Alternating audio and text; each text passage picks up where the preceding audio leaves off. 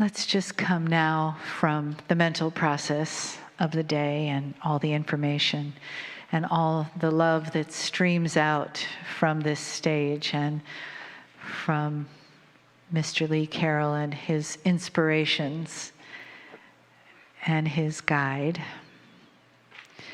And bring yourself into your own center, whatever that is for you. So start with a breath. And with the gratitude of what a beautiful day you've had together, this beautiful family that you all are. Each of you weaving your own particular thread into the tapestry of this day.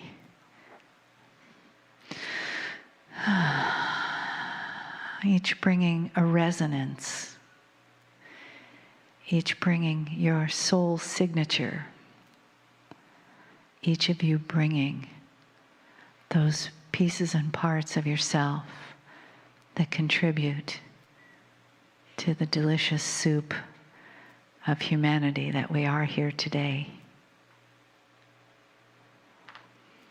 Each different resonance, each different thread, woven with light and love and sacredness and oneness for the whole that we make when we're together. Each necessary part, like cogs in a wheel of this angelic machine that brings us to the moment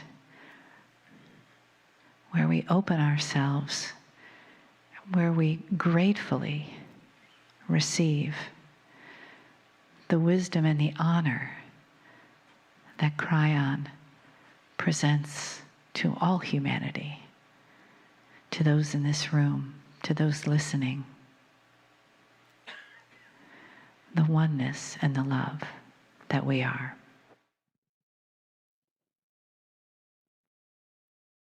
Greetings, dear ones. I'm Kryon of Magnetic Service. We wanted to pause a moment for the entourage to come in, and for those who are sensitive here to feel it. It is so difficult to give information that is beyond what you expect. And even after it is given, it's unknown whether it sticks. Some information is advanced. This is the last channeling of the year.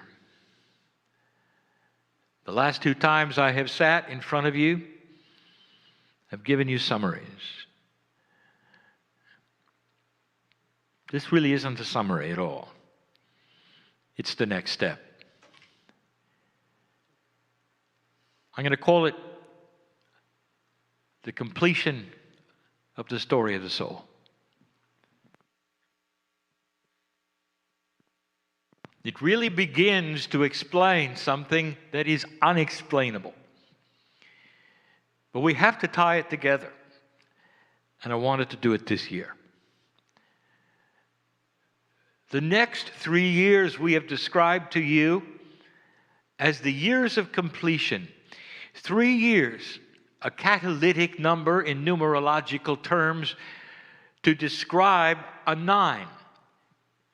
2, 3, 4 represents the 2nd, 3rd, and 4th year of this new energy.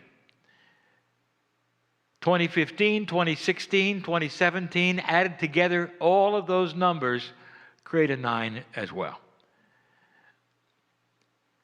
Something will be completed in those next 3 years that is esoteric, and I'm going to start the process tonight by letting you in on a little bit of information a little more advanced than I have before. Dear ones, this is difficult. The difficulty is mostly with my partner. He's a translator. As many years as he has been doing this, if I give him information that is beyond his comprehension, he is not able to translate it. His comprehension is much like yours. And so we fall back on metaphors. We fall back on the things that we know are within the comprehension of him. And the rest, the entourage paints for you in the room. The third language must play a big part of this. The third language represents an intuitive language that is literally being broadcast with my voice to anyone who wishes to listen. Loving, informative, benevolent information that goes beyond the spoken word, available to listeners as long as there are listeners. I want to start with an example of what we're trying to do. I want to tell you about the soul.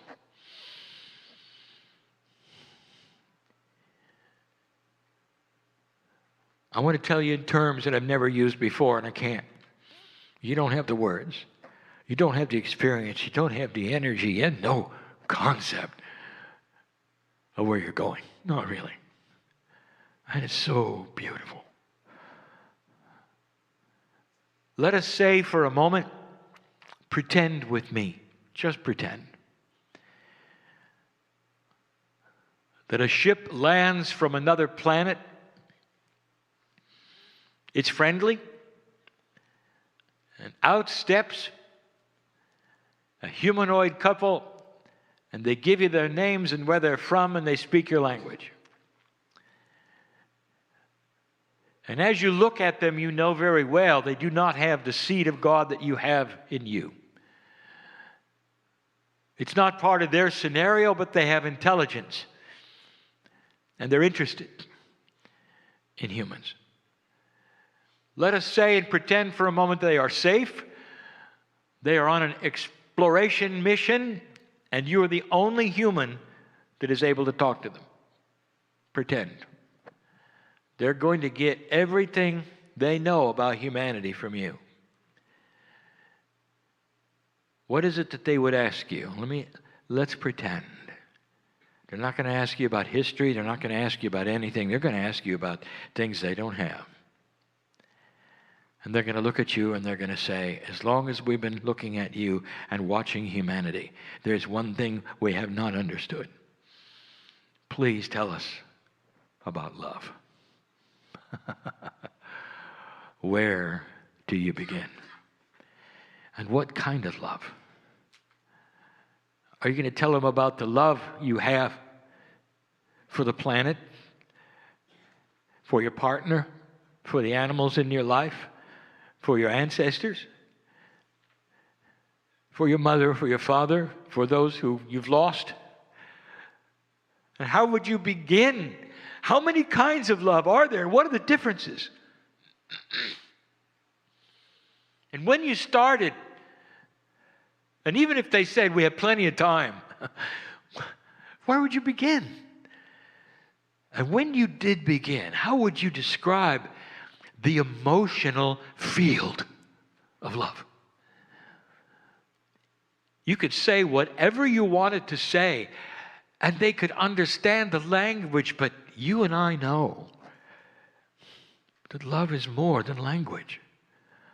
When you fall in love, there is a thickness of spirit. There is something palatable. You look into the eyes of your newborn. That's not just emotion. There's communication. Love has a field around it that's beautiful. It vibrates. Two humans together in love. They form a bond. There's actually a third energy formed because of the two they have for one another. They think about each other from long distances.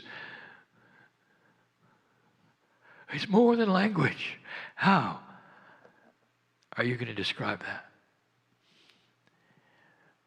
Let us pretend they sit there and they listen to you. As long as you want to talk, they're taking notes. When it's time to go, they thank you, shake your hand, and they mean it. Their research is done and they fly away.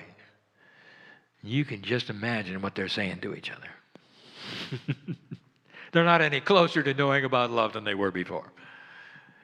Because everything you've said is not discernible because they don't have it.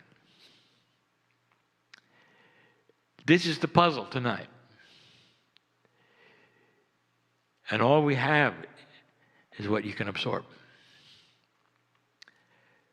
So we go to the third language and we want you to see what we're talking about. We want you to understand as much as you can.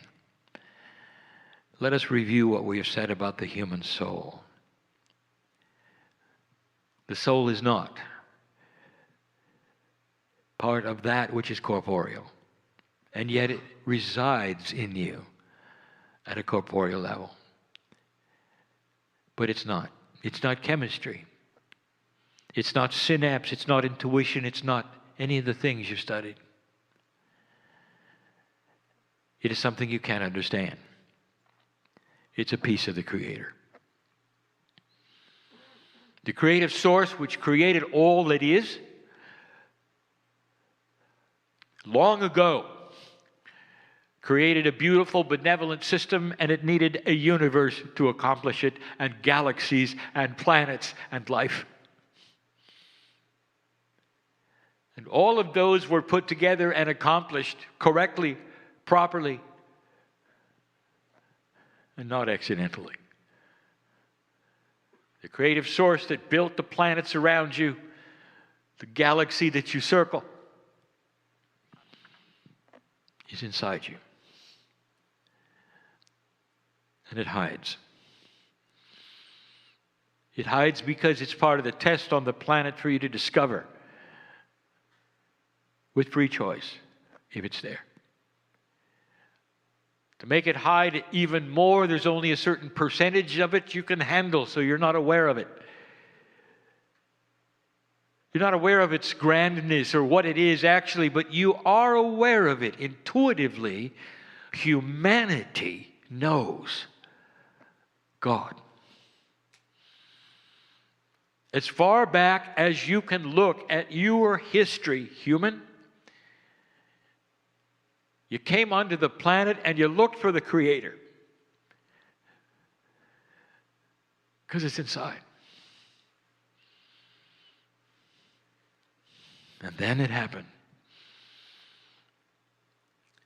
The Pleiadians came. I'll tell you about them in a way I've never, ever told you. The human soul permeates everything about you. It is not locatable. It is pure, multidimensional energy that is sacred and beyond anything you can ever measure. It's not in a scale that you have ever seen. You don't have a word for it. You don't have colors for it. It's too far above any sense that any human will ever have to identify. And it loves you because you're family.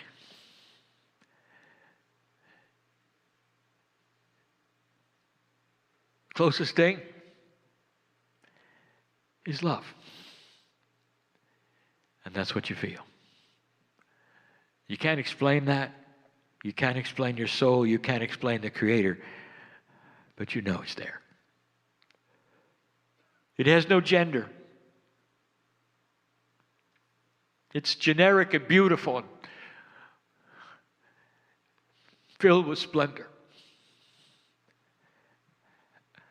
And it's inside everyone. Dear one, it's inside me. I am not a human. It's inside me. I speak to you from a position of honor and gratitude. I've never been a human. I can't believe what you go through. Astonishing to me that you would have signed up for this. And the soul is right there. Is the soul part of your DNA? Yes, of course. I've identified the layers it resides in. But that's not all. It's in every chemical in your body. It resides in the energy of your consciousness in ways you don't know. It's accessible in ways you don't know. And it loves you beyond measure. I cannot tell you what it is because you don't have the concepts to understand it. But if you could think for a moment of the most beautiful colors you've ever seen, that would be it. The most benevolent force you've ever felt, that would be it. The most love you've ever had for anyone or from anyone, that would be it. It surpasses anything you've ever experienced on the planet, that'd be it.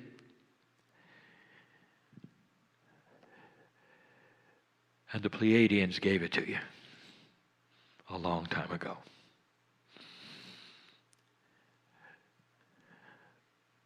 I want to tell you about them. After I tell you about you. Dear ones, this is difficult, and this is a review of one thing we've discussed, and we're going to go further than this. The things I give you today will sound outlandish, beyond weird and strange to many. We're prepared for that. But many of you have to know it. I'm talking to old souls, both listeners and in person.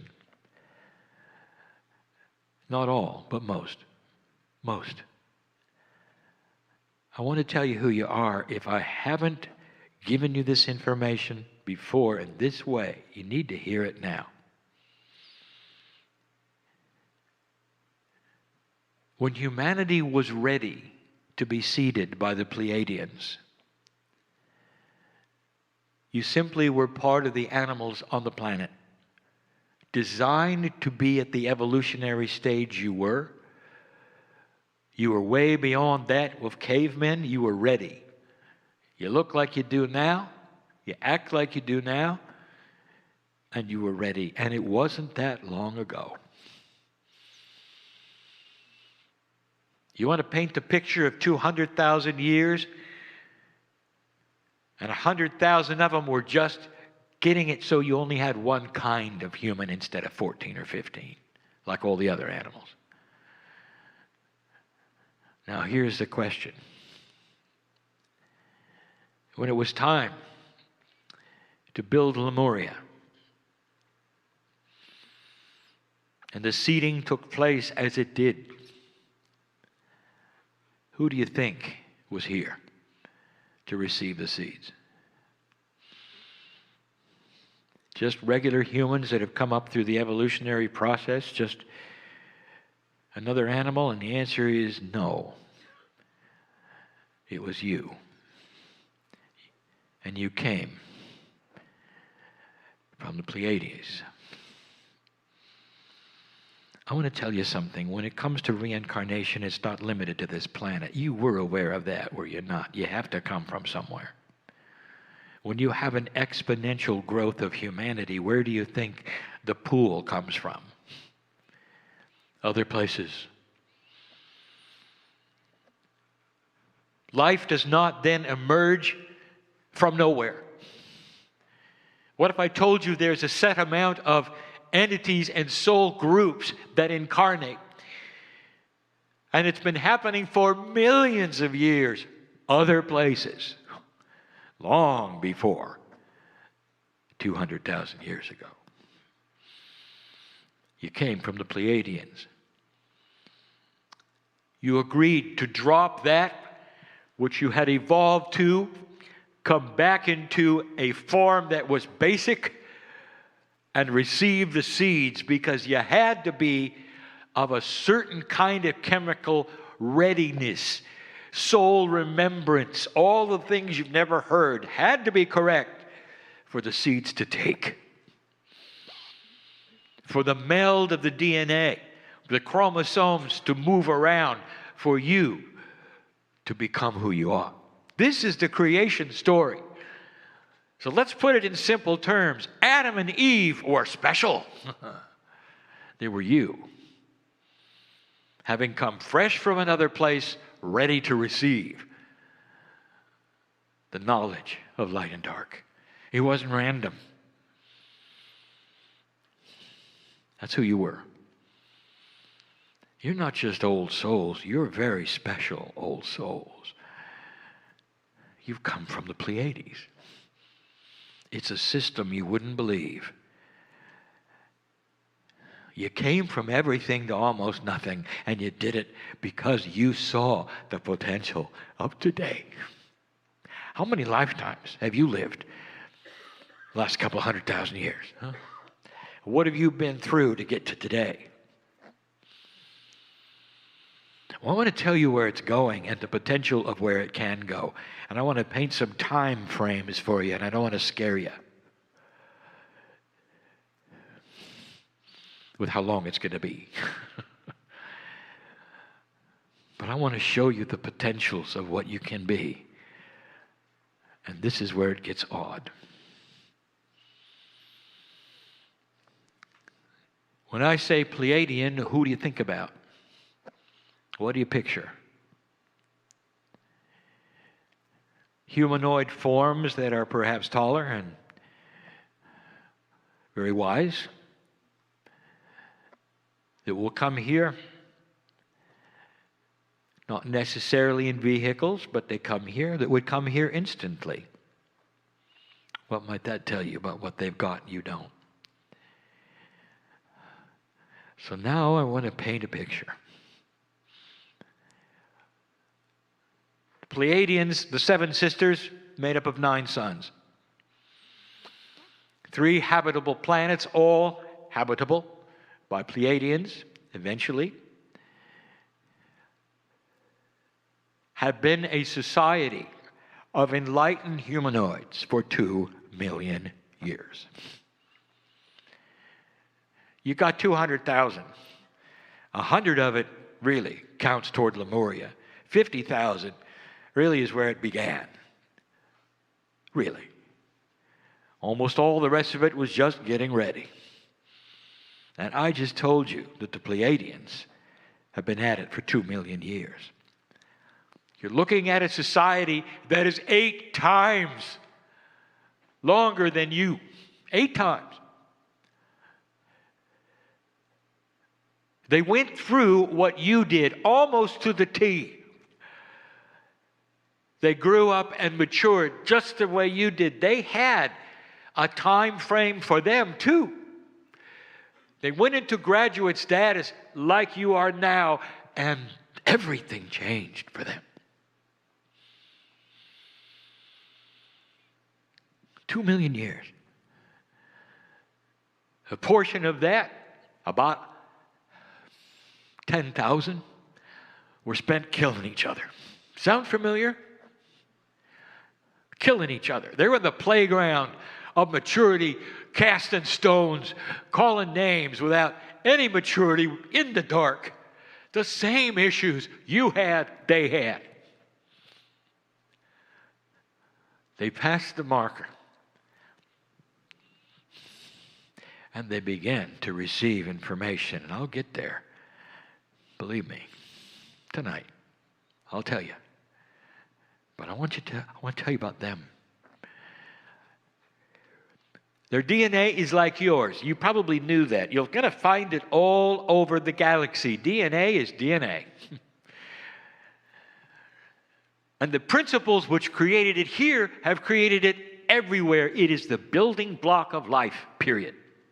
And you're going to see it Someday, when you find life in other places in this solar system, it's going to have DNA. You're going to start understanding it's natural occurring life process everywhere. 2 million years. Their DNA started to become more viable, like yours. 44, 54, 55, 66, 77, 88. Let me tell you what happens at 88. You start to meld with the soul. You're designed to be divine. Did you know that? I want to tell you something. You're designed to live forever. Renewable. Every cell keeps going and going, especially the divine in you. When it starts balancing up the cellular structures, it creates new ones. It goes to the blueprint. It never gets old. You never get old. Kryon, what are you going to do with overpopulation when you never get old? Let me give you a hint. The Pleiadians have 3 planets. Does that give you something? You learn to move around. You learn about the universe.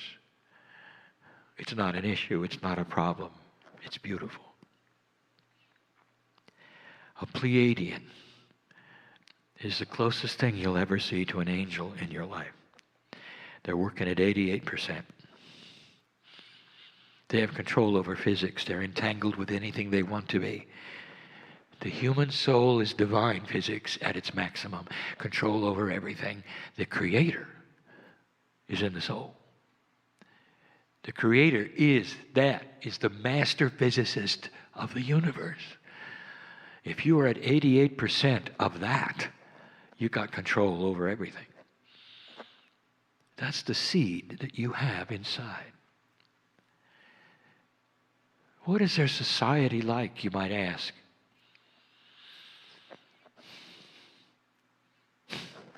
There is no society. They're way past that.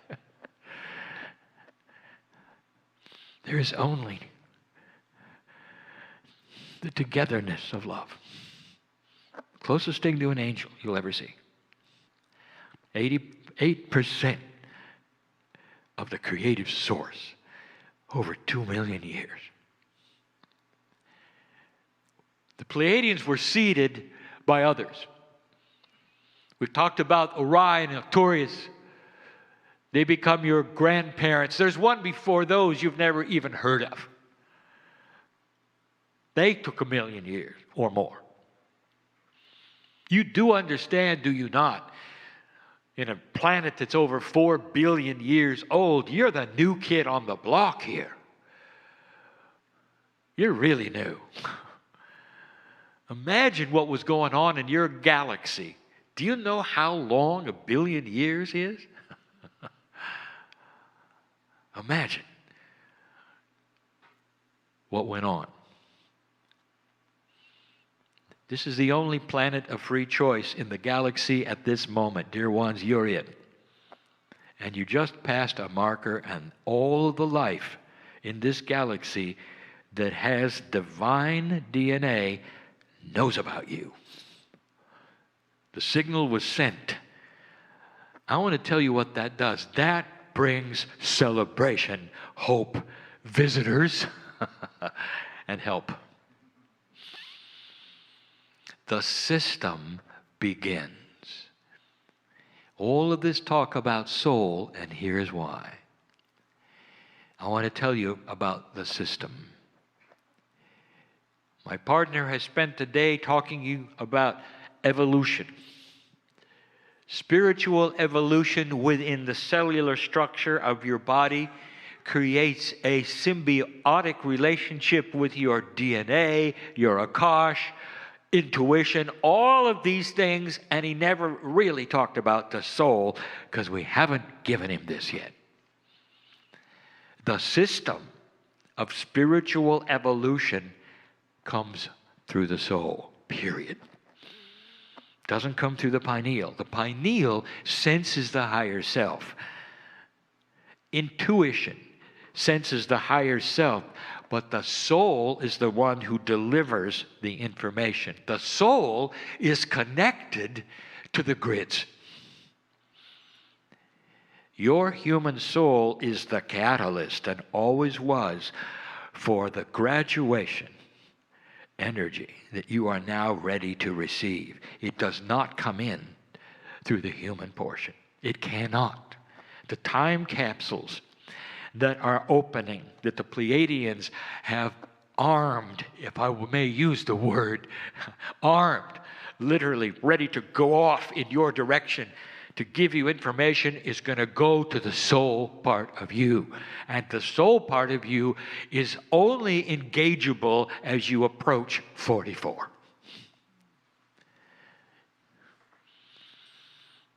Spiritual evolution is going to be an increase in soul awareness. Now, here's something we've never talked about that you are starting to feel. We're going to call it this. We're going to call it soul remembrance. Your Akash is only from Earth. Let me tell you something about that. We gave you information a long time ago what happens to your Akashic remembrance when you pass over the veil. It stays here. It's in the cave of creation, in a crystalline substance, you might say, that remembers everything. It's like you have your own crystal and it stays on the planet, and when your soul comes back, it picks up the information, puts it in your DNA, and off you go. It stays here. So let me ask you, why are some of you remembering who you were on another planet? I know who's here, you see? Some of you are remembering Pleiadians. Some of you are remembering that you went through this before. It's giving you hope because you know where it went. You got to see 88%. And that's why you're here, because the chance of that happening here, you're not going to miss it. Who knows how long it's going to take? It doesn't matter because you're going to be here the whole time.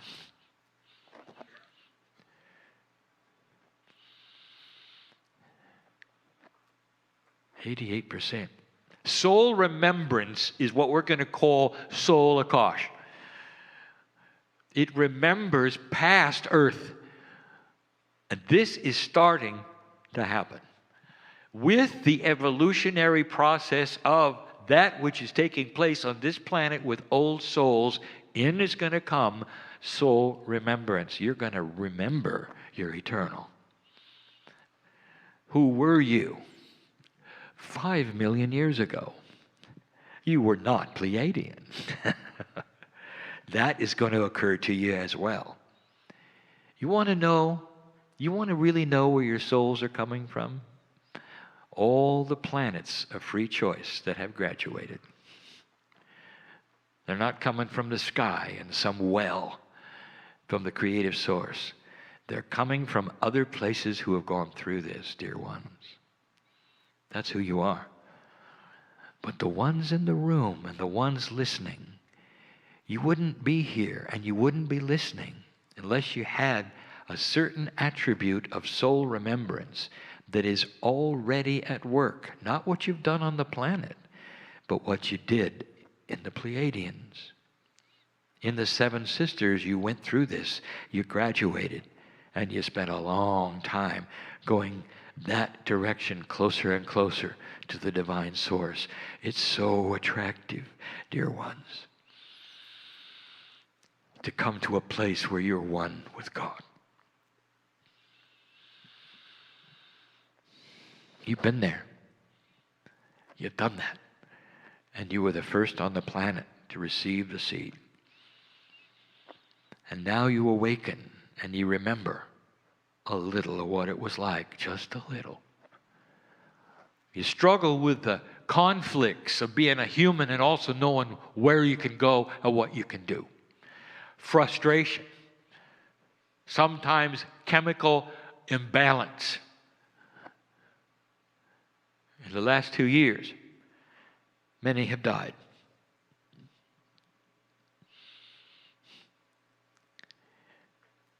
Maybe they've been friends of yours. You weren't ready for it. Maybe they've been partners. I want to tell you something if you haven't heard it before.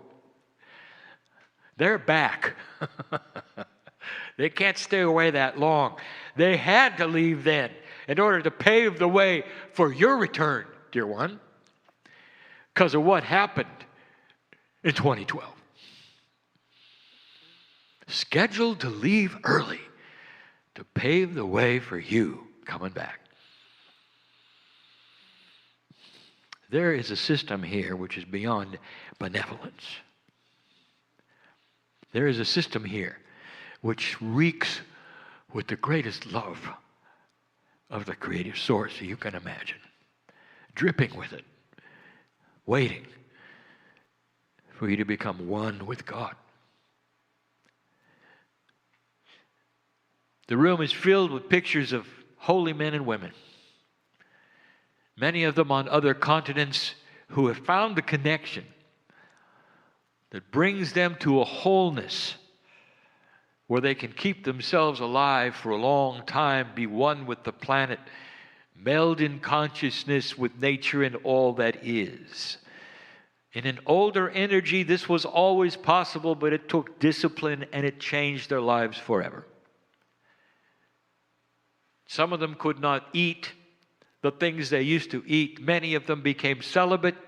All of these things in order to create this precious energy that for a moment would give them the solace of feeling the Creator. And I want to tell you, dear ones, they were the forerunners for what's coming. This is your future. With free choice, you can turn it around if you wish, but you're not going to. You can go slow if you wish, but you're not going to. And I know this because of what has happened in the past. You see, peace is addictive. Love is addictive. Benevolence of spirit and compassion is addictive. You know how I know? Let's talk about the Master that the season is about today. Perhaps you saw pictures of the Christ and you saw the animals gathered at his feet. That was accurate. The animals saw the 88 to 90% in him, and they were attracted to it. It's addictive, you see. People gathered from all over just to sit at his feet and watch him glow, because it was addictive.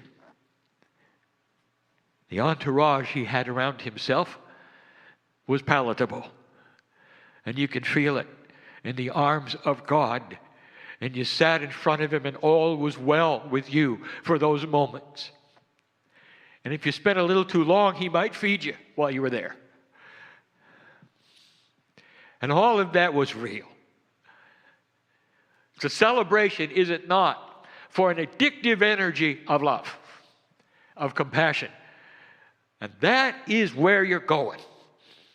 But beyond that, as you increase the percentage of efficiency of your DNA, your soul brings in more of the creative energy from the source. That's the evolvement of a human spirit. Way beyond biology. Way beyond consciousness. You handshake with the source that created the universe. I complete this story of the soul. That's where it's headed. That's why we teach it. Now you know. You might want to review the words. How long will it take? Too long. This is just the beginning. You're in year 2, dear ones. In year 2. And there's such a celebration that you made it. You will start to see humans mature in spirit. We've said it over and over. The things that are so out of balance today in humanism will start to be balanced and mature. You'll see it everywhere. In every aspect you can think about, even politics. Balance, compassion, wisdom. You'll start to see it. When you come in next time, you're going to remember who you are. That's my promise.